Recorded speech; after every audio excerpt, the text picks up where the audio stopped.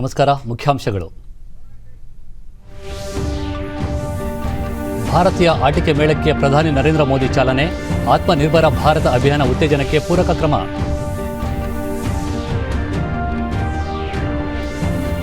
$1.37 ಕೋಟಿ ಆರೋಗ್ಯ ಮುಂಚೂಣಿ ಕಾರ್ಯಕರ್ತರಿಗೆ ಕೋವಿಡ್ ಲಸಿಕೆ. 2ನೇ ಹಂತದ ಅಭಿಯಾನಕ್ಕೆ ಸಿದ್ಧತೆ. ಕೇಂದ್ರ ಆರೋಗ್ಯ ಸಚಿವಾಲಯ. ಕೃಷಿ, ಕಟ್ಟಡ ನಿರ್ಮಾಣ ಮತ್ತು ತಯಾರಿಕಾ ವಲಯಗಳಲ್ಲಿ ಚೇತರಿಕೆ.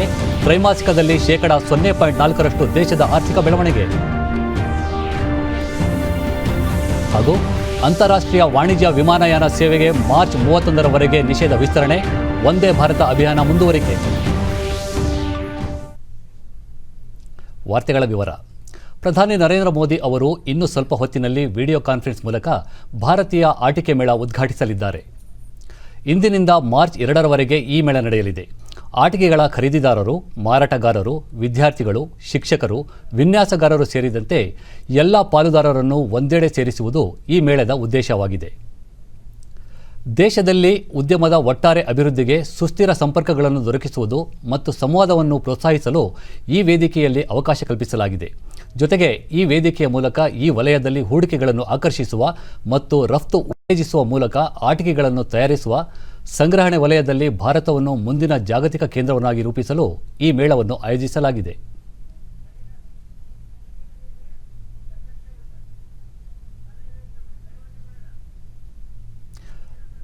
ಇದೀಗ ನೇರ ಪ್ರಸಾರ. सभी वरिष्ठ मंत्रीगण, देश भर से जुड़े देश के पहले इंडिया टॉय फेयर 2021 में सभी हमारे अध्यापक गण, छात्रगण, देवियों और सज्जनों, प्रधानमंत्री जी, अगस्त 2020 में आपने मन की बात के माध्यम से एक अलख जगाई. राष्ट्र भर से आपने आह्वान किया कि हमारे देश में बन रहे खिलौना उद्योग को राष्ट्र के सभी नागरिक, विशेषतः हमारे छात्र, अध्यापक गण समर्थन करें. आप ही की प्रेरणा से प्रधानमंत्री जी, शिक्षा मंत्रालय ने राष्ट्र में पहली बार हैकाथॉन किया खिलौने उद्योग के समर्थन में. देश भर से 1,29,000 छात्र, स्टार्टअप्स, शैक्षिक संस्थान इस अभियान से जुड़े. आपके आदेश अनुसार प्रधानमंत्री जी, आज देश के सभी टॉय क्लस्टर्स, एमएसएमई देश के पहले टॉय फेयर में आपका आशीर्वाद प्राप्त करने के लिए सम्मिलित हुए हैं. प्रधानमंत्री जी, it is our proud privilege today to welcome you to the first ever India Toy Fair 2021, which will see pavilions by 11 partner states, 100 speakers which amalgamate experts, industry specialists, and those global leaders who are proud to partner with the Indian toy industry. From amongst 30,000 units across the country, 60 toy clusters today, Honorable Prime Minister, sir, are looking forward to your blessings. Sir, it is your inspiration, it is your direction that we today see the India Toy Fair unfold. 21 lakh Indians registered. This a global playground which is serviced by Indian toy industry, made in India, by India, for the world. Thank you, Prime Minister, sir, for joining us. धन्यवाद माननीय मंत्री महोदया. हमारे देश का खिलौना उद्योग देश की समृद्ध संस्कृति का वाहक भी है. विभिन्न प्रदेशों में इन्हें बनाने में कितने ही हस्तशिल्पकार और कारीगर जुटे हुए हैं जो देश के पारंपरिक खिलौना उद्योग को सहेज रहे हैं. Honorable Prime Minister, today we are joined by traditional toy artisans from various toy clusters from different corners of our country to share their stories with us. माननीय प्रधानमंत्री जी, अब टॉय क्लस्टर्स के खिलौने बनाने वाले इन कारीगरों की कहानी सुनते हैं. प्रधानमंत्री जी, सबसे पहले हम रुख कर रहे हैं दक्षिण भारत का, जहां कर्नाटक के शहर रामनगरम के चन्नापटना को खिलौनों का शहर, गोम्बेगड़ा नगरा भी कहा जाता है. यहाँ के टॉय क्लस्टर के कारीगर हमारे साथ जुड़े हुए हैं. कर्नाटक का चन्नापटना टॉय क्लस्टर. चन्नापटना 23 के तरफ से माननीय प्रधानमंत्री जी को स्वागत करता हूँ. चन्नापटना बेंगलुरु से 60 किलोमीटर दूरी पर है. यहाँ 200 साल पुराना हिस्ट्री भी है. आप बैठ करके बोलिए, बैठ करके बोलिए। हाँ।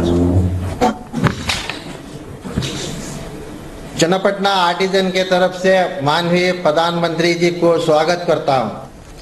चन्नापटना बेंगलुरु से 60 किलोमीटर दूरी पर है। यहाँ 200 साल पुराना हिस्ट्री है। यहाँ पर 2 स्टेट अवार्ड भी लेकर रही। चन्नापटना जीए रजिस्टर्ड 2000 आर्टिजन काम करते हैं। 80% जेंट्स और 20% लेडीज। चन्नापटना वुडन टाइस खिलौने बनाने के लिए दूधी का लकड़ी, कड़ा में आले मरा बोलते हैं, आसपास विलेजेस में ही मिल जाता है। उसको लकड़ी लाकर उसको सीजन करके काट के उसको मॉडल बना के टर्निंग करके उसको कलरिंग करके उसको हम बनाते हैं। यह है रिंग सेट, काउंटिंग सेट भी कहा जाता है। और यह है अबाकास, और बच्चों के लिए भी बहुत पसंद है। यह है प्लेन, यह है इंजन। इंडिया आपको बचपन याद करा रहे हैं। इंडिया टॉय फेयर 2021 चन्नापटना में क्लस्टर के तरफ से 15 आर्टिजन को भाग लिया है। भारत सरकार को हम धन्यवाद करते हैं। 2021 इंडिया टॉयज फेयर चन्नापटना में बिजनेस भी बढ़ेगा और चन्नापटना का नाम भी बड़ा हो जाएगा। चन्नापटना आर्टिजन के तरफ से माननीय प्रधानमंत्री जी को धन्यवाद करता हूं। आपका ये क्लस्टर तो देश के सबसे बड़े क्लस्टर में से एक है। आप सब लोग, कुल कितने लोग हैं जो इसमें जुड़े हुए हैं और कितने समय से काम कर रहे हैं?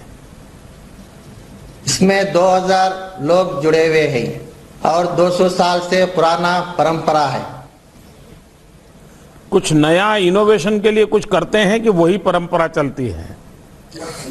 कुछ नया भी करने के लिए थोड़ा सरकार का भी सारा सपोर्ट चाहिए और ट्रेनिंग सेंटर भी खोलना चाहिए। नहीं, कभी आपको विचार आया कि बेंगलुरु इतना बड़ा स्टार्टअप का हब है, इतना बड़ा आईटी का हब है, बहुत ही अच्छे टैलेंटेड वहां नौजवान भी काम करते हैं और देश भर के बच्चे काम करते हैं, कभी उनको यहां ले जाएं, उनको दिखाएं और उनको कहें कि भाई आप सब आधुनिक बच्चे हैं, आपके आधुनिक सोच हैं, आधुनिक टेक्नोलॉजी जानते हैं, बताइए हमारा ये खिलौनों को हमको क्या करें या हम खिलौनों को दुनिया में कैसे पहुंचाएं, तो शायद ये बहुत आपकी मदद हो सकती है। कभी सोचा है ऐसा? हाँ, सब सोचा है। ट्रेनिंग सेंटर उधर सिर्फ 2 है, थोड़ा ज्यादा करने से हम भी। अच्छा, आपके चन्नापटना इलाके में जो कॉमन फैसिलिटी सेंटर है उससे जो ಇದುವರೆಗೆ 1,37,00,000 ಆರೋಗ್ಯ ಹಾಗೂ ಮುಂಚೂಣಿ ಕಾರ್ಯಕರ್ತರಿಗೆ ಕೋವಿಡ್ ಲಸಿಕೆ ನೀಡಲಾಗಿದೆ ಎಂದು ಕೇಂದ್ರ ಆರೋಗ್ಯ ಸಚಿವಾಲಯದ ಜಂಟಿ ಕಾರ್ಯದರ್ಶಿ ಡಾಕ್ಟರ್ ಮನ್ದೀಪ್ ಭಂಡಾರಿ ಹೇಳಿದ್ದಾರೆ. ಈ ಕುರಿತು ಮಾಹಿತಿ ನೀಡಿದ ಅವರು, ಇದುವರೆಗೂ ಸುಮಾರು 88,41,000 ಆರೋಗ್ಯ ಕಾರ್ಯಕರ್ತರು ಹಾಗೂ 49,15,000 ಮುಂಚೂಣಿ ಕಾರ್ಯಕರ್ತರಿಗೆ ಲಸಿಕೆ ನೀಡಲಾಗಿದೆ ಎಂದರು. ಈ ಮಧ್ಯೆ ದೇಶಾದ್ಯಂತ 2ನೇ ಹಂತದ ಲಸಿಕೆ ಅಭಿಯಾನಕ್ಕೆ ಆರೋಗ್ಯ ಸಚಿವಾಲಯ ಸಿದ್ಧತೆಯಲ್ಲಿ ತೊಡಗಿದೆ. ಈ ಹಂತದಲ್ಲಿ ಲಸಿಕೆ ಹಾಕಿಸಿಕೊಳ್ಳಲು ಇಚ್ಛಿಸುವವರಿಗೆ ಹೆಸರು ನೋಂದಾಯಿಸಿಕೊಳ್ಳಲು 3 ಆಯ್ಕೆಗಳನ್ನು ಕೇಂದ್ರ ಆರೋಗ್ಯ ಸಚಿವಾಲಯ ನೀಡಿದೆ. ಲಸಿಕೆ ಪಡೆಯಲು ಇಚ್ಛೆ ಇರುವವರು ಕೋವಿನ್ 2 ಆನ್ಲೈನ್ ಸಾಫ್ಟ್ವೇರ್ ಮೂಲಕ ಹೆಸರು ನೋಂದಾಯಿಸಬಹುದು ಅಥವಾ ದೇಶಾದ್ಯಂತ ಇರುವ 30,000ಕ್ಕೂ ಅಧಿಕ ಲಸಿಕಾ ಕೇಂದ್ರಗಳಿಗೆ ಅಗತ್ಯ ದಾಖಲಾತಿಗಳೊಂದಿಗೆ ಹೆಸರು ನೋಂದಾಯಿಸಿ ಲಸಿಕೆ ಪಡೆಯಬಹುದಾಗಿದೆ. ಈ ಹಂತದಲ್ಲಿ 60 ವರ್ಷಕ್ಕೂ ಮೇಲ್ಪಟ್ಟವರು ಹಾಗೂ ಆರೋಗ್ಯ ಸಂಬಂಧಿ ಹಲವು ಸಮಸ್ಯೆಗಳಿಂದ ಬಳಲುತ್ತಿರುವ 45 ರಿಂದ 59 ವರ್ಷದೊಳಗಿನವರು ಮಾತ್ರ ಈ ಲಸಿಕೆ ಪಡೆಯಲು ಅರ್ಹರಾಗಿರುತ್ತಾರೆ. ಮಾರ್ಚ್ 1 ರಿಂದ 2ನೇ ಹಂತದ ಲಸಿಕೆ ಅಭಿಯಾನ ಆರಂಭ ಆಗುವ ನಿರೀಕ್ಷೆ ಇದೆ. ಕೇಂದ್ರ ಗೃಹ ಸಚಿವಾಲಯ ಕೊರೋನಾ ಸೋಂಕು ನಿಯಂತ್ರಣಕ್ಕಾಗಿ ಕೋವಿಡ್ ಮಾರ್ಗಸೂಚಿಗಳ ಪಾಲನೆಯನ್ನು ಮುಂಬರುವ ಮಾರ್ಚ್ 31ರವರೆಗೂ ಎಲ್ಲ ರಾಜ್ಯಗಳು ಹಾಗೂ ಕೇಂದ್ರಾಡಳಿತ ಪ್ರದೇಶಗಳಿಗೆ ವಿಸ್ತರಿಸಿ ಆದೇಶ ಹೊರಡಿಸಿದೆ. ಕೋವಿಡ್ ನಿಯಂತ್ರಣಕ್ಕೆ ಎಲ್ಲ ರಾಜ್ಯಗಳು ಪ್ರಮಾಣೀಕೃತ ಕಾರ್ಯಾಚರಣೆ ವಿಧಾನವನ್ನು ಕಟ್ಟುನಿಟ್ಟಾಗಿ ಪಾಲಿಸಬೇಕು. ವಿವಿಧ ಚಟುವಟಿಕೆಗಳನ್ನು ನಡೆಸುವ ವೇಳೆ ಕೋವಿಡ್ ಮಾರ್ಗಸೂಚಿ ಸೂಕ್ತವಾಗಿ ಪಾಲನೆಯಾಗುತ್ತಿದೆಯೇ ಎನ್ನುವುದರ ಮೇಲೂ ನಿಗಾ ವಹಿಸಬೇಕು ಎಂದು ಸಚಿವಾಲಯ ಸೂಚಿಸಿದೆ. ಪ್ರಸ್ತುತ ಕೋವಿಡ್ ಸಕ್ರಿಯ ಪ್ರಕರಣಗಳು ಮತ್ತು ಹೊಸ ಪ್ರಕರಣಗಳು ಕಡಿಮೆಯಾಗುತ್ತಿದೆ. ಆದರೆ ಈ ರೋಗವನ್ನು ಸಂಪೂರ್ಣವಾಗಿ ನಿವಾರಿಸಲು ಕಣ್ಗಾವಲು, ನಿಯಂತ್ರಣ ಮತ್ತು ಎಚ್ಚರಿಕೆ ವಹಿಸುವುದು ಅಗತ್ಯವಿದೆ ಎಂದು ಸಚಿವಾಲಯ ಹೇಳಿದೆ.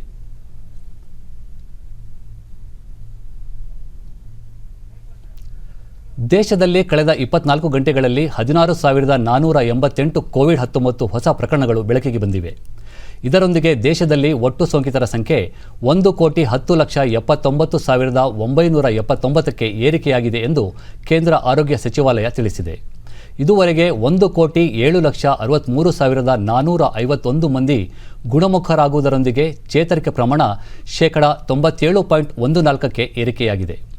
ಒಟ್ಟು 1,59,590 ಸಕ್ರಿಯ ಪ್ರಕರಣಗಳಿದ್ದು ,1.44%ರಷ್ಟಿದೆ. ಇದುವರೆಗೆ 1,56,938 ಮಂದಿ ಮೃತಪಟ್ಟಿದ್ದು, ಈ ಪ್ರಮಾಣ ,1.42ರಷ್ಟಿದೆ.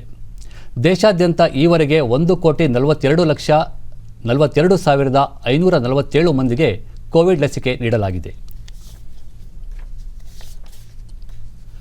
ಕೃಷಿ, ಕಟ್ಟಡ ನಿರ್ಮಾಣ ಮತ್ತು ತಯಾರಿಕಾ ವಲಯಗಳಲ್ಲಿ ಚೇತರಿಕೆ ಕಂಡುಬಂದ ಹಿನ್ನೆಲೆಯಲ್ಲಿ ದೇಶದ ಅರ್ಥವ್ಯವಸ್ಥೆ ಕಳೆದ ಡಿಸೆಂಬರ್ ತ್ರೈಮಾಸಿಕದಲ್ಲಿ ಬೆಳವಣಿಗೆ ಹಾದಿಗೆ ಮರಳಲಿದೆ. ಲಾಕ್ಡೌನ್ ನಂತರ ಆರ್ಥಿಕ ಚಟುವಟಿಕೆಗಳಿಗೆ ಹಂತ ಹಂತವಾಗಿ ಅವಕಾಶ ಕಲ್ಪಿಸಿದ್ದು, ಸರ್ಕಾರ ಮಾಡುವ ವೆಚ್ಚಗಳು ಹೆಚ್ಚಾಗಿರುವ ಹಿನ್ನೆಲೆಯಲ್ಲಿ ಜಿಡಿಪಿ ,0.4ರಷ್ಟು ಬೆಳಕಿಗೆ ಬಂದಿದೆ. ದೇಶದ ಅರ್ಥವ್ಯವಸ್ಥೆ ಜೂನ್ ತ್ರೈಮಾಸಿಕದಲ್ಲಿ ,24.4ರಷ್ಟು, ಸೆಪ್ಟೆಂಬರ್ ತ್ರೈಮಾಸಿಕದಲ್ಲಿ ,7.3ರಷ್ಟು ಕುಸಿತ ದಾಖಲಿಸಿತ್ತು.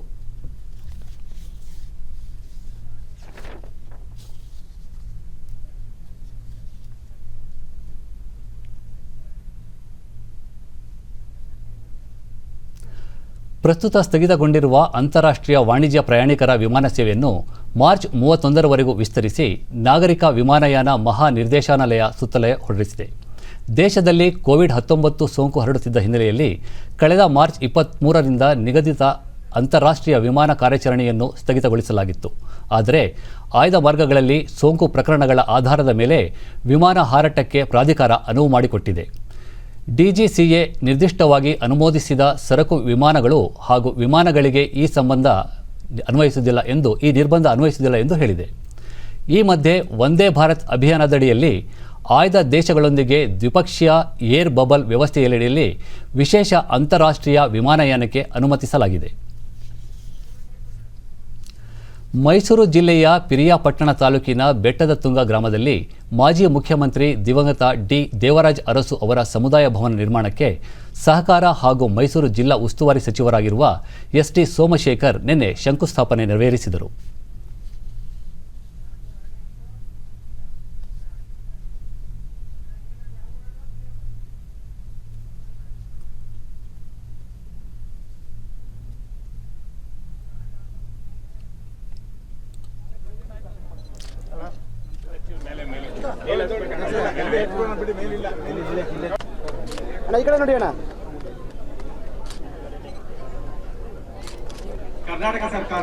ಬಳಿಕ ದೇವರಾಜು ಅರಸು ಅವರ ಭಾವಚಿತ್ರಕ್ಕೆ ಪುಷ್ಪ ನಮನ ಸಲ್ಲಿಸಿ ಗ್ರಾಮೀಣ ಭಾಗದ ಜನರಿಗೆ ಶುದ್ಧ ಕುಡಿಯುವ ನೀರು ಪೂರೈಕೆ ಹಾಗೂ ಕೆರೆಕಟ್ಟೆಗಳಿಗೆ ನೀರು ತುಂಬಿಸುವ ಯೋಜನೆ ಸೇರಿದಂತೆ ಮೈಸೂರು ಜಿಲ್ಲಾ ಅಭಿವೃದ್ಧಿಗೆ ಅಗತ್ಯವಿರುವ ಎಲ್ಲ ಯೋಜನೆಗಳನ್ನು ಮುಂದಿನ ಬಜೆಟ್ನಲ್ಲಿ ಘೋಷಿಸುವಂತೆ ಮುಖ್ಯಮಂತ್ರಿಗೆ ಮನವಿ ಮಾಡಿದ್ದೇನೆ ಎಂದು ತಿಳಿಸಿದರು. ಸದಸ್ಯರ ಜೊತೆಗೂಡಿ ಕೆರೆ ತುಂಬಿಸ್ತಕ್ಕಂಥದ್ದಿರ್ಬೋದು, ಕುಡಿಯೋ ನೀರು ಇರ್ಬೋದು, ಎಲ್ಲವನ್ನ ಈ ಸಾರಿ ಬಜೆಟ್ ನಲ್ಲಿ ಅವರಿಗೆ ಸ್ಯಾಂಕ್ಷನ್ ಮಾಡಿಕೊಡ್ತಕ್ಕಂಥದ್ದಕ್ಕೆ ಎಲ್ಲಾ ತರದ ಮುಖ್ಯಮಂತ್ರಿಗಳಿಗೆ ಮನವಿಯನ್ನು ಮಾಡಿ ಮೈಸೂರಿನ ಉಸ್ತುವಾರಿಯಾಗಿ ಏನೆಲ್ಲ ಕಾರ್ಯಕ್ರಮ ಮಾಡಬಹುದು ಅದನ್ನೆಲ್ಲ ಕೂಡ ಕೊಟ್ಟಿದ್ದೆ. ಅದರಿಂದ ಅತ್ಯಂತ ಒಳ್ಳೆಯ ಕೆಲಸ. ದೇವರಾಜ ಏನ್ ಚಿಂತನೆ ಇತ್ತು, ಆ ಚಿಂತನೆಗೆ ಅನುಗುಣವಾಗಿ ಅವರು ಕೂಡ ಒಂದೊಂದೇ ಮೆಟ್ಟಿಲನ್ನ ಏರ್ತಕ್ಕಂಥದ್ದು. ದೆಹಲಿ ಮಟ್ಟದ ಕಾರ್ಯಕಾರಿಣಿ ಸಮಿತಿ ಸದಸ್ಯರಾಗಿ ಆ ಪಕ್ಷದಲ್ಲಿ ಕಾರ್ಯವನ್ನು ಮಾಡ್ತಾ ಇರ್ತಕ್ಕಂಥದ್ದು. ಯಾರು ಕೂಡ ಸಣ್ಣವರು ದೆಹಲಿ ಮಟ್ಟಕ್ಕೆ ಯಾರು ಕೂಡ ಹೋಗಿ ಕೊಡೋದಿಲ್ಲ. ಅಭಿವೃದ್ಧಿಯ ಹರಿಕಾರರು ಅಂತಕ್ಕಂಥ ಭಾವನೆಯನ್ನು ಇಟ್ಟುಕೊಂಡಿದ್ರು. ಶಾಸಕ ಕೆ. ಮಹದೇವ್, ಸುಮಾರು 7 ಕೋಟಿ ರೂಪಾಯಿ ವೆಚ್ಚದಲ್ಲಿ ನಿರ್ಮಾಣವಾಗುತ್ತಿರುವ ಅರಸು ಸಮುದಾಯ ಭವನ ಎಲ್ಲ ಜಾತಿ ಧರ್ಮೀಯರಿಗೂ ಭಾವೈಕ್ಯದ ಭವನವಾಗಲಿದೆ ಎಂದರು. ಗ್ರಾಮ ಆಗಿತ್ತು ಅಥವಾ ಹಿಂದುಳಿದಿರ್ತಕ್ಕಂಥ ಈ ಪ್ರದೇಶಕ್ಕೆ ಒಂದು ಸ್ವಲ್ಪ ಅನುದಾನವನ್ನು ಕೊಟ್ಟು ಅಭಿವೃದ್ಧಿಗೆ ಕಾರಣಭೂತರಾದರು. ಹಾಗೆಯೇ ಅವರ ಪ್ರತಿಭೆಯನ್ನು ಅನಾವರಣ ಮಾಡಬೇಕು, ಪ್ರತಿಭೆಯನ್ನು ತಯಾರು ಮಾಡಿ ಈ ಹುಟ್ಟದ ಸ್ಥಳದಲ್ಲಿ ಉದ್ಘಾಟನೆ ಮಾಡಬೇಕು ಅಂತಕ್ಕಂಥ ಭಾವನೆಯಿಂದ ಅಂದು ಕೊಟ್ಟಂತ ಹಣಕಾಸಿನ ನೆರವು ಸಾಲಿಲ್ಲ. ಮತ್ತೆ ನಮ್ಮ ಈ 2 ವರ್ಷದ ಅವಧಿಯಲ್ಲಿ ಬಿಜೆಪಿ ಸರ್ಕಾರ ಮತ್ತು ಹಿಂದೆ ಸಮ್ಮಿಶ್ರ ಸರ್ಕಾರ ಇದ್ದಾಗ ಹೆಚ್ಚು ಹಣವನ್ನ ಬಿಡುಗಡೆ ಮಾಡಿಸಿ ಈ ಕೆಲಸವನ್ನ ಪೂರ್ಣ ಮಾಡಬೇಕು ಅಂತಕ್ಕಂಥ ಉದ್ದೇಶದಿಂದ ಈಗ ಕೆಲಸ ಪೂರ್ಣ ಆಗಿದೆ. ಇನ್ನು ಸ್ವಲ್ಪ ವಿಜಯಪುರ ಜಿಲ್ಲಾ ಪಂಚಾಯಿತಿ ಸಭಾಂಗಣದಲ್ಲಿ ನಿನ್ನೆ ವಿವಿಧ ಇಲಾಖೆಗಳ ಅಧಿಕಾರಿಗಳೊಂದಿಗೆ ಮಹಿಳಾ ಮತ್ತು ಮಕ್ಕಳ ಕಲ್ಯಾಣ ಅಭಿವೃದ್ಧಿ ಇಲಾಖೆ ಹಾಗೂ ಜಿಲ್ಲಾ ಉಸ್ತುವಾರಿ ಸಚಿವೆ ಶಶಿಕಲಾ ಜೊಲ್ಲೆ ಕರ್ನಾಟಕ ಅಭಿವೃದ್ಧಿ ಕಾರ್ಯಕ್ರಮಗಳ 3ನೇ ತ್ರೈಮಾಸಿಕ ಸಭೆ ನಡೆಸಿದರು. ಚರ್ಚೆ ಮಾಡಿದ್ದೇನೆ. ಸುಮಾರು 4 ಗಂಟೆಗಳವರೆಗೆ ಬಳಿಕ ಶಶಿಕಲಾ ಜೊಲ್ಲೆ ಜಿಲ್ಲೆಯ ವಿವಿಧ ಅಭಿವೃದ್ಧಿ ಕಾರ್ಯಗಳ ಪ್ರಗತಿ ಕುರಿತಂತೆ ವಿವಿಧ ಇಲಾಖೆಗಳ ಅಧಿಕಾರಿಗಳ ಜೊತೆ ಸಭೆ ನಡೆಸಲಾಯಿತು. ಆರೋಗ್ಯ ಹಾಗೂ ಎಸ್ಕಾಂ ಇಲಾಖೆಗಳಿಗೆ ಸಂಬಂಧಿಸಿದ ದೂರುಗಳನ್ನು ಇತ್ಯರ್ಥಗೊಳಿಸುವಂತೆ ಸೂಚಿಸಲಾಗಿದೆ. ನಿಗದಿತ ಅವಧಿಯೊಳಗೆ ಕೆಲಸಗಳನ್ನು ಪೂರ್ಣಗೊಳಿಸುವಂತೆ ಅಧಿಕಾರಿಗಳಿಗೆ ಸೂಚಿಸಲಾಗಿದೆ ಎಂದು ತಿಳಿಸಿದರು. ಬೇರೆ ಬೇರೆ ಇಲಾಖೆ ಕೃಷಿ ಇರಬಹುದು, ತೋಟಗಾರಿಕೆ ಇರಬಹುದು, ಇಂಥ ಒಳ್ಳೆ ರೀತಿಯ ಅಧಿಕಾರಿಗಳು ಕೂಡ ತಮ್ಮ ಇಲಾಖೆಯ ಪರ್ಫಾರ್ಮೆನ್ಸ್ ಅನ್ನು ಚೆನ್ನಾಗಿ ಮಾಡಿದ್ದಾರೆ.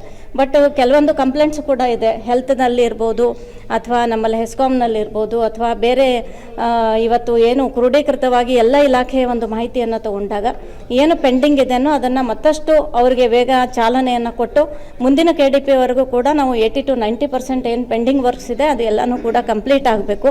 ಬಂದಂಥ ಅನುದಾನ ಸದ್ಬಳಕೆಯಾಗಬೇಕು ಮತ್ತು ಒಳ್ಳೆ ರೀತಿಯಿಂದ ಶಿಕ್ಷಣ ಇಲಾಖೆ ಇರ್ಬೋದು, ನಮ್ಮ ಇಲಾಖೆ ಇರ್ಬೋದು, ಎಲ್ಲರಿಗೂ ಕೂಡ ಕೇಂದ್ರ ಸರ್ಕಾರ ಮತ್ತು ರಾಜ್ಯ ಸರ್ಕಾರದಿಂದ ಬರ್ತಕ್ಕಂಥ ಅನುದಾನ ಕೊನೆಯ ಕಡೆಯ ವ್ಯಕ್ತಿವರೆಗೆ ಆ ಯೋಜನೆ ಮುಟ್ಟುವಂಥದ್ದು ಆಗಬೇಕು. ಎಲ್ಲರೂ ಕೂಡ ಅಧಿಕಾರಿಗಳು ಇನ್ನೂ ಚುರುಕನ್ನು ಪಡ್ಕೋಬೇಕು. ಬರೀ AC ಕಟ್ಟಡಗಳಲ್ಲಿ ಕೂರೋದಕ್ಕಿಂತ ಫೀಲ್ಡಲ್ಲಿ ಹೋಗಿ ಅವರು ಎಲ್ಲರ ಜೊತೆಗೆ ಹೊಂದ್ಕೊಂಡು ಎಲ್ಲರ ಜೊತೆಗೆ ಅವ್ರು ಮಿಂಗಲ್ ಆಗಿ ಎಲ್ಲ ಯೋಜನೆಗಳನ್ನು ಮನೆ ಮನೆಗೆ ತಲುಪಿಸಬೇಕು ಅನ್ನುವಂತಹ ಒಂದು ಆದೇಶವನ್ನು ನಾನು ಇವತ್ತು ಕೊಟ್ಟಿದ್ದೇನೆ. ಪ್ರಧಾನಿ ನರೇಂದ್ರ ಮೋದಿ ಸೆರಾ ವೀಕ್ ಜಾಗತಿಕ ಶಕ್ತಿ ಮತ್ತು ಪರಿಸರ ನಾಯಕತ್ವ ಪ್ರಶಸ್ತಿಗೆ ಭಾಜನರಾಗಿದ್ದಾರೆ. ಇಂಧನ ಮತ್ತು ಪರಿಸರ ವಲಯದಲ್ಲಿ ಸುಸ್ಥಿರತೆಗೆ ಪ್ರಧಾನಮಂತ್ರಿ ತೋರಿದ ಬದ್ಧತೆಯನ್ನು ಗುರುತಿಸಿ ಈ ಪ್ರಶಸ್ತಿ ನೀಡಲಾಗುತ್ತಿದೆ. ಮುಂದಿನ ವಾರ ನಡೆಯಲಿರುವ ವಾರ್ಷಿಕ ಅಂತಾರಾಷ್ಟ್ರೀಯ ಇಂಧನ ಸಮ್ಮೇಳನದಲ್ಲಿ ಪ್ರಧಾನಿ ಈ ಪ್ರಶಸ್ತಿಯನ್ನು ಸ್ವೀಕರಿಸಲಿದ್ದಾರೆ. ಮಾರ್ಚ್ 1ರಿಂದ 5ರವರೆಗೂ ನಡೆಯಲಿರುವ ಸೆರಾ ವೀಕ್ ಸಮ್ಮೇಳನದಲ್ಲಿ ಪ್ರಧಾನಿ ನರೇಂದ್ರ ಮೋದಿ ವರ್ಚುವಲ್ ಮೂಲಕ ಭಾಷಣ ಮಾಡಲಿದ್ದಾರೆ ಎಂದು ಸಮ್ಮೇಳನದ ಸಂಘಟಕರು ತಿಳಿಸಿದ್ದಾರೆ. ಕೇಂದ್ರ ಸರ್ಕಾರ ಸ್ವಚ್ಛತೆಗಾಗಿ 18-19ನೇ ಸಾಲಿನ ಸ್ವಚ್ಛ ಸರ್ವೇಕ್ಷಣಾ ಪ್ರಶಸ್ತಿ ಚಿತ್ರದುರ್ಗ ಜಿಲ್ಲೆಯ ಹೊಳಲ್ಕೆರೆ ಪಟ್ಟಣ ಪಂಚಾಯಿತಿಗೆ ಲಭಿಸಿದೆ. ಸಾರ್ವಜನಿಕ ಸ್ಥಳಗಳ ಗೋಡೆಗಳ ಮೇಲೆ ಸ್ವಚ್ಛತೆ ಕುರಿತ ಚಿತ್ರಗಳನ್ನು ಬಿಡಿಸುವ ಮೂಲಕ ಜನರಲ್ಲಿ ಜಾಗೃತಿ ಮೂಡಿಸಿದ ಹಿನ್ನೆಲೆಯಲ್ಲಿ ಈ ಪ್ರಶಸ್ತಿ ಸಂದಿದೆ. ಹಸಿ ಒಣಕಸ ಬೇರ್ಪಡಿಸುವುದು, ಬಯಲು ಶೌಚ ನಿಷೇಧ, ಪರಿಸರ ಹಾಗೂ ಜಲಮೂಲಗಳ ಸಂರಕ್ಷಣೆ, ರಸ್ತೆಗಳ ಮೇಲೆ ಕಸ ವಿಲೇವಾರಿ ನಿಷೇಧ, ಮಳೆ ನೀರು ಕೊಯ್ಲು ಅಳವಡಿಕೆ ಸೇರಿದಂತೆ ಉತ್ತಮ ಸಂದೇಶಗಳನ್ನು ಒಳಗೊಂಡ ಗೋಡೆ ಬರಹಗಳ ಮೂಲಕ ಸಾರ್ವಜನಿಕರಲ್ಲಿ ಅರಿವು ಮೂಡಿಸಲಾಗಿತ್ತು.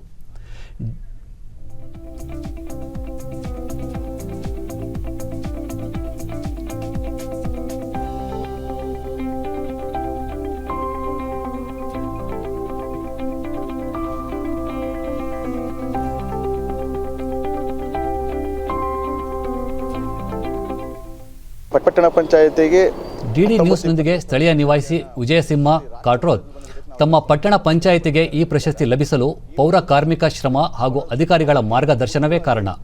ಈ ಸಮಾಜಮುಖಿ ಕಾರ್ಯಕ್ಕೆ ಪಟ್ಟಣದ ಕೆಲ ಸಾರ್ವಜನಿಕರು, ದಾನಿಗಳು ಪ್ರೋತ್ಸಾಹ ನೀಡಿರುವುದು ಶ್ಲಾಘನೀಯ ಎಂದರು. ಅವರ ಒಂದು ಶ್ರಮದಿಂದ ನಮ್ಮ ಒಂದು ಪಟ್ಟಣ ಪಂಚಾಯಿತಿಗೆ ಪ್ರಶಸ್ತಿ ಬರೋಕ್ಕೆ ಸಾಧ್ಯವಾಗಿದೆ. ಗೋಡೆ ಬರಹಗಳು ನೋಡಿ ಅವರು ಅದೊಂದು ಅವೇರ್ನೆಸ್ಸನ್ನು ತಿಳ್ಕೋಬೇಕು ಅನ್ನೋಂಥ ಅವೇರ್ನೆಸ್ ಕ್ರಿಯೇಟ್ ಪ್ರೋಗ್ರಾಮನ್ನು ನಾವು ಇಲ್ಲಿ ಹಮ್ಮಿಸ್ಕೊಳ್ತಾ ಇದ್ದೀವಿ.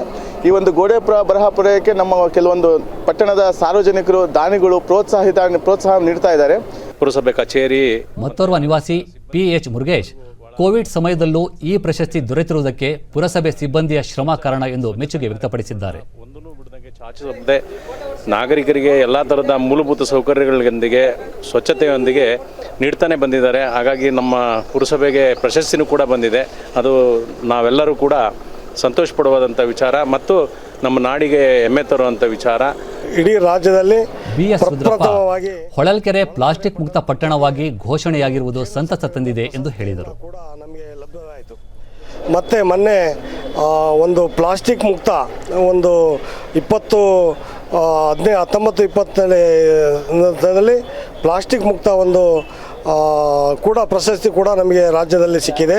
ನಮಗೆ ದೇಶದಲ್ಲಿ ಸ್ವಚ್ಛತೆಗಾಗಿ ನಮ್ಮ ಪಟ್ಟಣ ಪಂಚಾಯಿತಿ ದೇಶದಲ್ಲಿ 5ನೇ ಸ್ಥಾನ ಪಡೆದಿರುವುದು ಸಂತಸದ ವಿಚಾರ. ಎಲ್ಲ ಸಾರ್ವಜನಿಕರು ನಮ್ಮ ಪೌರ ಕಾರ್ಮಿಕರದ್ದು ಭಾಳ ಶ್ರಮ ಇದರಲ್ಲಿ ಇದೆ. ಈ ದೇವಸ್ಥಾನದ ಸುತ್ತಮುತ್ತ ಗೋಡೆಗಳಿಗೆ ಬಣ್ಣದಿಂದ ಅಲಂಕೃತವಾದ ಬಣ್ಣದಿಂದ ಬರೆದಿರೋ ಚಿತ್ರಗಳು, ಇದರಿಂದ ಇಲ್ಲಿ ಸ್ವಚ್ಛತೆ ಇನ್ನೂ ಜಾಸ್ತಿ ಇದೆ. ಮೊದಲೆಲ್ಲ ಇಲ್ಲೆಲ್ಲ ಕುತ್ಕೊಂಡು ಅದು ಉಗಿಯೋದು ಇದು ಉಗಿಯೋದು ಎಲ್ಲ ಮಾಡ್ತಿದ್ರು. ಈ ಚಿತ್ರ ಬರೆದ ಮೇಲೆ ನಮ್ಮ ಹೊಳಲ್ಕೆರೆಗೆ ಒಂದು ಹೆಮ್ಮೆಯ ಒಂದು ಇದಾಗಿದೆ.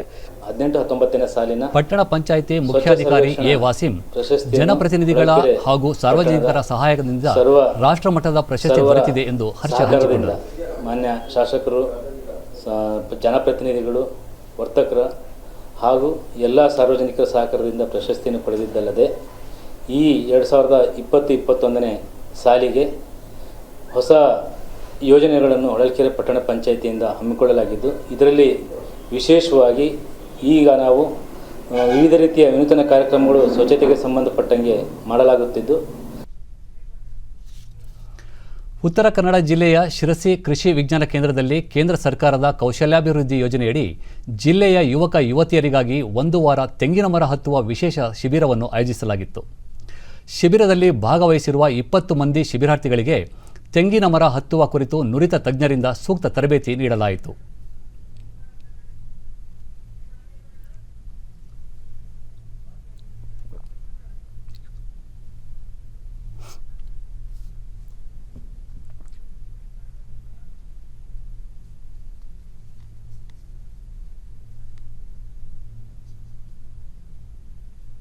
ಡಿಡಿ ನ್ಯೂಸ್ನೊಂದಿಗೆ ಶಿಬಿರಾರ್ಥಿ ಅನುಷಾ, ಶಿಬಿರದಲ್ಲಿ 6 ದಿನದಲ್ಲೇ ತೆಂಗಿನ ಮರ ಹತ್ತುವುದನ್ನು ಕಲಿತುಕೊಂಡೆ.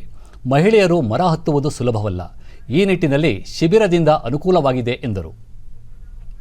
ಮಷಿನ್ ಕೂಡ ಇದರಿಂದ ಪ್ರೊವೈಡ್ ಕೊಡ್ತಾ ಇದ್ದಾರೆ. ಹಾಗಾಗಿ ನಾವು ಮನೆಯಲ್ಲಿ ಇದನ್ನು ಮರ ಹತ್ಬೋದು. ಇದನ್ನು ಯಾಕೆ ನಾವು ಆರಿಸ್ಕೊಂಡ್ವಿ ಬರಲಿಕ್ಕೆ ಅಂತಂದರೆ, ನಮ್ಮ ಮನೇಲಿ ತೆಂಗಿನ ಮರಗಳಿವೆ, ಆದರೆ ಹೆಣ್ಮಕ್ಳಿಗೆ ತೆಂಗಿನ ಮರ ಹತ್ತೋದು ತುಂಬ ಕಷ್ಟದ ವಿಷಯ. ನಾವು ಯಾವಾಗಲೂ ಬೇರೆಯವ್ರ ಮೇಲೆ ಅವಲಂಬಿತರಾಗಬೇಕಾಗುತ್ತೆ ಮರ ಹತ್ತಲಿಕ್ಕೆ. ಹಾಗಾಗಿ ಇದು ನಮಗೆ ಒಂದು ಪ್ರೋತ್ಸಾಹ ಮತ್ತು ಸಹಾಯ ಮಾಡಿದೆ ಮರ ಹತ್ತಲಿಕ್ಕೆ. ಹಾಗಾಗಿ ಈ ಶಿಬಿರದಲ್ಲಿ ಭಾಗವಹಿಸ್ತೀವಿ. ನಾನು ಎಪಿ ತರಬೇತುದಾರ ಶಂಕರ ವಿಷ್ಣುಗೌಡ, ಕಳೆದ 4-5 ವರ್ಷಗಳಿಂದ KVKಯಲ್ಲಿ ಉತ್ತಮ ತರಬೇತಿ ಪಡೆದಿದ್ದೇನೆ. ಶಿಬಿರದಲ್ಲಿ ಭಾಗವಹಿಸಿದ್ದ ಎಲ್ಲ ಶಿಬಿರಾರ್ಥಿಗಳಿಗೆ ಸೂಕ್ತ ರೀತಿಯಲ್ಲಿ ಮರ ಹತ್ತುವ ಕುರಿತು ತರಬೇತಿ ನೀಡಲಾಗಿದೆ ಎಂದು ತಿಳಿಸಿದರು. ಹಾಗೂ ಇಲ್ಲಿ ಶಿರಸಿ ಕೃಷಿ ವಿಜ್ಞಾನ ಕೇಂದ್ರಕ್ಕೆ ಬಂದು ನಮ್ಮ ಈ 20-25 ಹುಡುಗರಿಗೆ ಟ್ರೈನಿಂಗನ್ನು ಕೊಟ್ಟು ನಾನು ಇದು ಮಾಡಿದ್ದೇನೆ. ಸೊ ಇದು ಕೃಷಿ ವಿಜ್ಞಾನ ಕೇಂದ್ರದ ಮುಖ್ಯಸ್ಥ ನಡೆಯುತ್ತಿರುವ ಶಿಬಿರದಲ್ಲಿ ತರಬೇತಿ ಅಗತ್ಯ ಮೂಲಭೂತ ಸೌಲಭ್ಯಗಳನ್ನು ಕಲ್ಪಿಸಲಾಗಿತ್ತು ಎಂದು ವಿವರಿಸಿದರು. 20 ಶಿಬಿರಾರ್ಥಿಗಳಿಗೆ 2 ತರಬೇತಿಯನ್ನು ಪಡೆದಂಥ ನುರಿತ ತರಬೇತುದಾರರು ಅವರಿಗೆ ಮರ ಹತ್ತುವ ಒಂದು ಕಾರ್ಯಕ್ರಮದಲ್ಲಿ ತರಬೇತಿಯನ್ನು ಸುಮಾರು 6 ದಿನಗಳಿಂದ ತರಬೇತಿ ಕೊಡ್ತಾ ಇದ್ದಾರೆ. ಸೊ ಇಲ್ಲಿ ಗಂಡು ಮತ್ತು ಹೆಣ್ಣು ಮಕ್ಕಳು ಇಬ್ಬರೂ ಸಹ ಇದ್ದಾರೆ. ಹೆಣ್ಣು ಮಕ್ಕಳು ಸಹ ಮರ ಹತ್ತುವ ಕಾರ್ಯದಲ್ಲಿ ನಿರತರಾಗಿ ಸೊ ಅವರು ಈ ಕಾರ್ಯವನ್ನು ಚೆಂದಾಗಿ ಮಾಡ್ತಾ ಇದ್ದಾರೆ. ಈ ಒಂದು ಕೌಶಲ್ಯಾಭಿವೃದ್ಧಿ ತರಬೇತಿ ಕಾರ್ಯಕ್ರಮವು ಕೃಷಿ ವಿಜ್ಞಾನ ಕೇಂದ್ರದಲ್ಲಿ ಮಾಡ್ತಿರೋದ್ರಿಂದ ಸೊ ಈ ಒಂದು ಕಾರ್ಯಕ್ರಮಕ್ಕೆ ತೆಂಗು ಅಭಿವೃದ್ಧಿ ಮಂಡಳಿ ಇವರು ಸಹಾಯಾರ್ಥವನ್ನು ಮಾಡಿದ್ದಾರೆ. ಕನ್ನಡ ಮತ್ತು ಸಂಸ್ಕೃತಿ ಇಲಾಖೆ ವತಿಯಿಂದ ಮೈಸೂರಿನ ಕಲಾಮಂದಿರದಲ್ಲಿ ಬುಡಕಟ್ಟು ಉತ್ಸವಕ್ಕೆ ಜಿಲ್ಲಾ ಪಂಚಾಯಿತಿ ಅಧ್ಯಕ್ಷರಾದ ಪರಿಮಳ ಶ್ಯಾಮ್ ನಿನ್ನೆ ಚಾಲನೆ ನೀಡಿದರು. ಈ ಸಂದರ್ಭದಲ್ಲಿ ಕನ್ನಡ ಮತ್ತು ಸಂಸ್ಕೃತಿ ಇಲಾಖೆ ಸಹಾಯಕ ನಿರ್ದೇಶಕ ಎಚ್ ಚೆನ್ನಪ್ಪ ಸೇರಿದಂತೆ ಮತ್ತಿತರರು ಉಪಸ್ಥಿತರಿದ್ದರು. ಉತ್ಸವದಲ್ಲಿ ರಾಜ್ಯದ ವಿವಿಧ ಭಾಗಗಳಿಂದ 9 ಕಲಾಮೇಳಗಳು ಭಾಗವಹಿಸಿದ್ದವು. ಸೋದೆ ದಿಮ್ಮಿ ನೃತ್ಯ, ಗೋರುಕುನ ನೃತ್ಯ, ಎರವ ನೃತ್ಯ, ಅಡಲೆ ಮರ ನೃತ್ಯ ಸೇರಿದಂತೆ ವಿವಿಧ ಜಾನಪದ ಪ್ರಕಾರಗಳ ಕುಣಿತ ಮನಸೂರೆಗೊಂಡವು.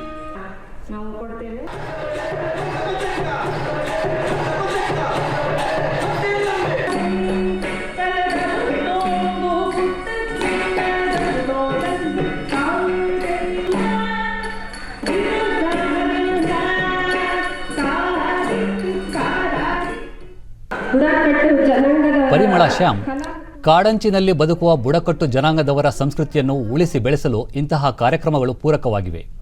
ಮುಂದಿನ ಪೀಳಿಗೆಗೆ ಬುಡಕಟ್ಟು ಸಮುದಾಯಗಳ ಸಂಸ್ಕೃತಿಯನ್ನು ಪರಿಚಯಿಸುವುದು ಅಗತ್ಯವಾಗಿದೆ ಎಂದರು. ಬುಡಕಟ್ಟು ಸಮುದಾಯಗಳಿಗೆ ಪರಿಶಿಷ್ಟ ಪಂಗಡಕ್ಕೆ ಸೇರುತ್ತವೆ ಎಂಬ ಅರಿವು ಇರುವುದಿಲ್ಲ. ಬುಡಕಟ್ಟು ಸಮುದಾಯಗಳ ನಡುವೆ ಸಹೋದರದ ಮನೋಭಾವನೆ ಬೆಳೆಸಬೇಕಾಗುತ್ತದೆ.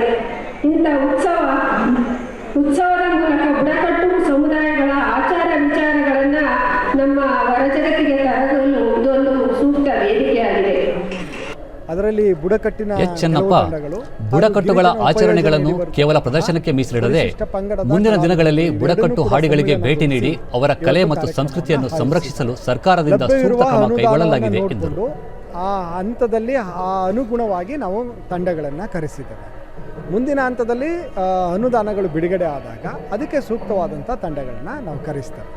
ಈಗ ನಾನು ಆಗಲೇ ಹೇಳಿದಂತೆ 50% ಅನುದಾನ ಬಿಡುಗಡೆ ಆಗಿರೋದು, ಅದಕ್ಕೆ ಸೂಕ್ತವಾಗಿರುವಂಥ ರೀತಿಯಲ್ಲಿ ತಂಡಗಳನ್ನು ಕರೆಸಿದ್ದೇವೆ. ಪ್ರತಿ ವರ್ಷವೂ ಕೂಡ ನಾವು ಹಾಡಿಯಲ್ಲೇ ಕಾರ್ಯಕ್ರಮವನ್ನು ರೂಪಿಸ್ತಾ ಇದ್ವಿ. ಆದರೆ ಸಂಘಟನಾ ವೆಚ್ಚ ನಮಗೆ ಲಭ್ಯ ಇಲ್ಲದೆ ಇರೋದ್ರಿಂದ ನಾವು ಅನಿವಾರ್ಯವಾಗಿ ಕಲಾಮಂದಿರದಲ್ಲೇ ಈ ಕಾರ್ಯಕ್ರಮವನ್ನು ಮಾಡ್ತಾ ಇದ್ವಿ.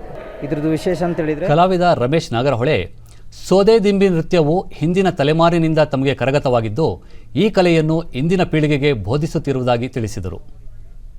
ಕೋಲು ಹೊಡೆದಾಗ ಇನ್ನು ಸೋದದಿಮ್ಮಿ ಸೋದನೆ ಭಾವ ಅಂತೇಳಿ ಮನೆ ಮುಂದೆ ಕಾಯಿ ಹಣ್ಣು ಎಲಡಿಕೆ ಗಂಧದ ಕಡ್ಡಿ ಕರ್ಪೂರ ಎಲ್ಲ ತಗೊಂಡೋಗಿ ಒಂದು ಮೊರದಲ್ಲಿ ಇಟ್ಬಿಟ್ಟು ಕರಿತೀವಿ. ಮನೆ ಮುಂದೆ ಒಳಗಡೆ ಇರುವಾಗ ಸೋದನೆ ಭಾವ ಅಂತೇಳಿ ಒಂದು ಹಾಡನ್ನ ಹಾಡ್ತೀವಿ.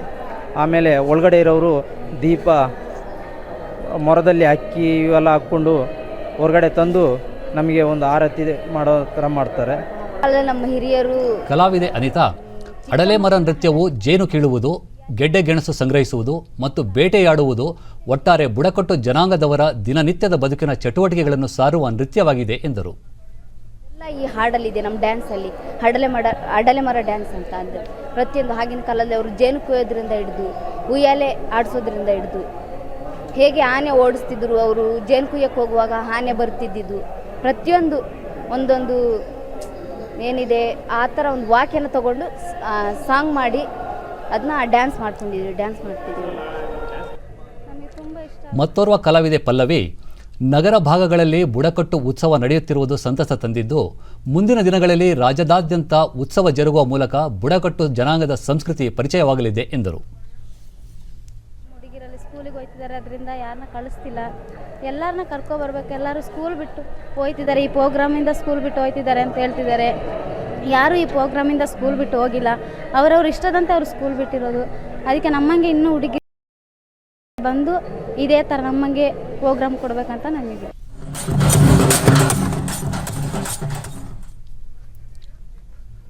ಸಂತ ದಾರ್ಶನಿಕ ಗುರು ರವಿದಾಸ್ ಅವರ ಜನ್ಮದಿನ ಇಂದು. ಇದರ ಅಂಗವಾಗಿ ಉಪರಾಷ್ಟ್ರಪತಿ ಎಂ ವೆಂಕಯ್ಯನಾಯ್ಡು, ಪ್ರಧಾನಿ ನರೇಂದ್ರ ಮೋದಿ, ಕೇಂದ್ರ ಸಚಿವ ಪ್ರಕಾಶ್ ಜಾವಡೇಕರ್ ಸೇರಿದಂತೆ ಹಲವು ಗಣ್ಯರು ನಮನ ಸಲ್ಲಿಸಿದ್ದಾರೆ. ಉಪರಾಷ್ಟ್ರಪತಿ ಎಂ ವೆಂಕಯ್ಯನಾಯ್ಡು ಸಾರ್ವತ್ರಿಕ ಸಹೋದರತ್ವವನ್ನು ನಂಬಿದ ಮಹಾನ್ ಕವಿ ಗುರು ರವಿದಾಸ್ ಅವರು ತಮ್ಮ ಬರಹಗಳು ಹಾಗೂ ಬೋಧನೆಗಳ ಮೂಲಕ ಏಕತೆಯ ಸಂದೇಶವನ್ನು ಸಾರಿದ್ದರು. ಅವರ ಮಾರ್ಗದರ್ಶನಗಳನ್ನು ಅನುಸರಿಸುವ ಮೂಲಕ ಅವರನ್ನು ಸ್ಮರಿಸೋಣ ಎಂದು ಹೇಳಿದ್ದಾರೆ. ಪ್ರಧಾನಿ ನರೇಂದ್ರ ಮೋದಿ ಸಂತ ರವಿದಾಸ್ ಅವರು ಶತಮಾನಗಳ ಹಿಂದೆಯೇ ಸಮಾನತೆ, ಸದ್ಭಾವನೆ ಮತ್ತು ಸಹಾನುಭೂತಿ ಕುರಿತು ನೀಡಿದ್ದ ಸಂದೇಶಗಳು ಇಂದಿನ ಯುಗದಲ್ಲಿ ನಮಗೆಲ್ಲರಿಗೂ ಸ್ಫೂರ್ತಿ ನೀಡುತ್ತವೆ ಎಂದು ಟ್ವೀಟ್ ಸಂದೇಶದಲ್ಲಿ ತಿಳಿಸಿದ್ದಾರೆ. ಕೊನೆಯಲ್ಲಿ ಮತ್ತೊಮ್ಮೆ ಮುಖ್ಯಾಂಶಗಳು.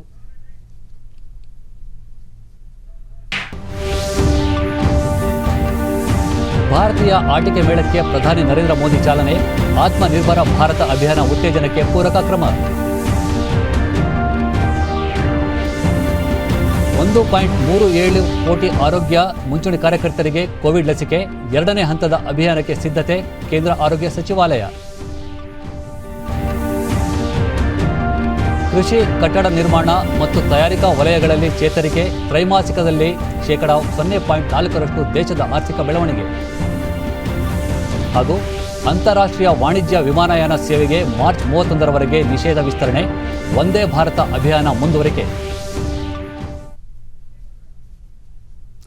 ನಮ್ಮ ಮುಂದಿನ ವಾರ್ತಾ ಪ್ರಸಾರ ಮಧ್ಯಾಹ್ನ 1 ಗಂಟೆಗೆ ಡಿಡಿ ಚಂದನದಲ್ಲಿ. ನಮಸ್ಕಾರ.